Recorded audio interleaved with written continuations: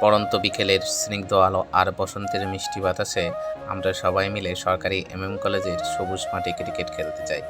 প্রথমে মেসে বসেছিলাম, ছোটো ভাইরা বলল, যারা আর কয়দিনই বা থাকবেন, চলে আমরা সবাই মিলে ক্রিকেট খেলি।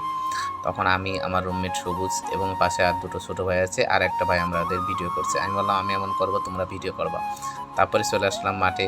যেহেতু চলে যাবো যশোর ছেড়ে, সেহেতু কিছু কিছু স্মৃতি তো রাখতেই হয় যশোরের। আইসেনে প্রথমে আমি উইকেট পড়ছি, একটা ছোটো ভাই উইকেট পড়তে যাচ্ছিলো কিন্তু খুব ভালোভাবে পারেনি, তাই আমি উইকেট পড়ছি। ওর নাম দুর্জয়, আর পিছনে দাঁড়িয়ে আছে আমার রুমমেট ছোটো ভাই সবুজ। আর তারপরে আমি একটু নেট প্র্যাকটিস করছি, আমি একটা বল ধরলাম, দুর্জয় একটা বল ধরলাম। এভাবে আমরা নেট প্র্যাকটিস করতে থাকলাম।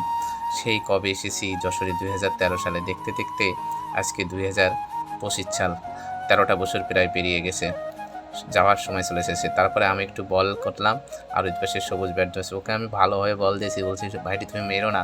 ও এত জোরে একটা শট মেরেছে যে বল নাগালের বাইরে চলে গেছে। তারপরে আবার ফুটে নিয়ে আসলো, তারপরে বল করেছে, আর মারতে পারিনি। যাই হোক, তারপরে আমরা খেলা যখন প্লেয়ার সবাই চলে এসে ভাগে শুরু করে দিলাম। আমি উইকেট কিপারে ছিলাম এবং ওই পাশ থেকে বল মারছে, একটা বল মারেছে, আমি ধরতে পারিনি, পিছন ঘুরে দাঁড়াইছি, আমার পিছনে এসে লেগেছে। খুব ভালো লাগছিল আসলে। এখানে সচরাচর মাঠ আমরা পাই না, কারণ রমজানের সময় কলেজ মাঠ পাওয়া সহজ হয়, কারণ রোজার কারণে অনেকে খেলতে আসে না, তাই সুযোগ পেয়ে আমরাও চলে আসিছি এই মাঠে। এসে দেখি চারপাশ কিন্তু বেশ চুপচাপ, ক্যাম্পাস যেন এক অদৃশ্য নীরবতায় আচ্ছন্ন। কিন্তু কিছুক্ষণের মধ্যেই যেন প্রাণ ফিরে এলো, আমাদের চিৎকার, হাসাহাসি আর বলের শব্দে পুরো ক্যাম্পাস মুখরে উঠেছে। আমার খেলাটাও কিন্তু তত একটা ভালো না, ব্যাট বল কোনো রকম চাইলে নিতে পারি, তবে আমাদের দলে বেশ কয়েকজন দারুণ খেলোয়াড় আছে। এখন যেমন ধরেন, আমি ব্যাট করছি, ঠেকাই যাচ্ছি, তবে বেশি কিন্তু আমি মারিনি, মাত্র একটা 4 মারছিলাম আর 1 রান করছিলাম, মোট 5 রান করছি। আর আরেকটা প্লেয়ার আছে সবুজ, ও কিন্তু ভালো খেলছিল, আমার রুমমেট। তবে আমরা খেলি আনন্দের জন্য, জেতার জন্য নয়। খেলাটা আমাদের শুধু বিনোদন দেয় না, শরীর ও মনকেও কিন্তু চাঙ্গা রাখে। অবশ্য খেলা শেষে শরীরটা একটু এখন ব্যথা করে, কারণ সময়ের সাথে সাথে শরীরটা আগের মতো আমার আর ফিট নাই।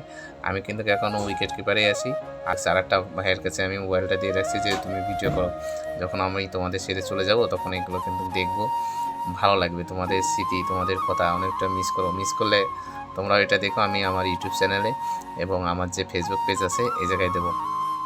তো বলছে, দাদা ঠিক আছে, তাহলে আমার কাছে দেন, আমি ভিডিও করছি। আমি বললাম ঠিক আছে। কিছুক্ষণ খেলার পরে সন্ধ্যা নেমে এলো, ইফতারের সময় ঘনিয়ে এলো। ক্যাম্পাসের বিভিন্ন বন্ধু বান্ধব, সংগঠন, শিক্ষার্থী সবাই মিলে একসাথে ইফতার করছে। খুবই সুন্দর দৃশ্য। আমরা এমন একটি সমাজ চাই যেখানে কোনো ভেদাভেদ থাকবে না, থাকবে কেবল ভালোবাসা আর সৌহার্দ্য।